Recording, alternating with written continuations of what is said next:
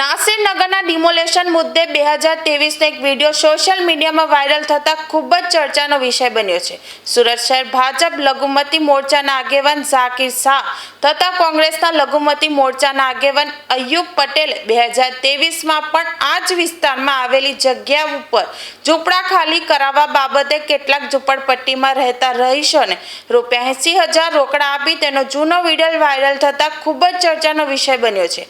કારણ કે થોડા દિવસ પહેલા જ ભાજપના ઝાકીર શાહ બિલ્ડરોના બચાવમાં આવીને પોતાનું નિવેદન આપ્યું હતું, જેના કારણે ઝાકીર શાહ ફરી વિવાદોમાં આવ્યા છે.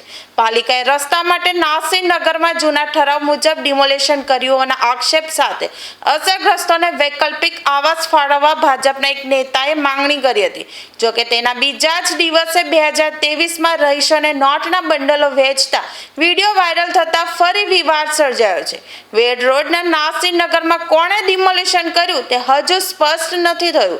ત્યારે સ્થાનિક નેતા અને ભાજપના લઘુમતી મોરચાના પૂર્વ મહામંત્રી ઝાકીર શાહે અસરગ્રસ્તોને પાલિકા વૈકલ્પિક આવાસ આપે તેવી માંગ કરી હતી. તેમણે કહ્યું છે કે ટ્રાફિક હળવો કરવા પાલિકાએ 1980થી સૂચિત રોડ માટે રસ્તો કાઢ્યો છે, એટલે અગાઉની જેમ અસરગ્રસ્તોને વૈકલ્પિક આવાસ ફાળવવા જોઈએ. આ ડિમોલેશન બિલ્ડરે નથી કર્યું, તેમને લેવા દેવા નથી, છતાં પાલિકા ડિમોલેશન સ્વીકારતી નથી તેવું ઝાકીર શાહે પોતાના નિવેદનમાં પણ ઉમેર્યું હતું.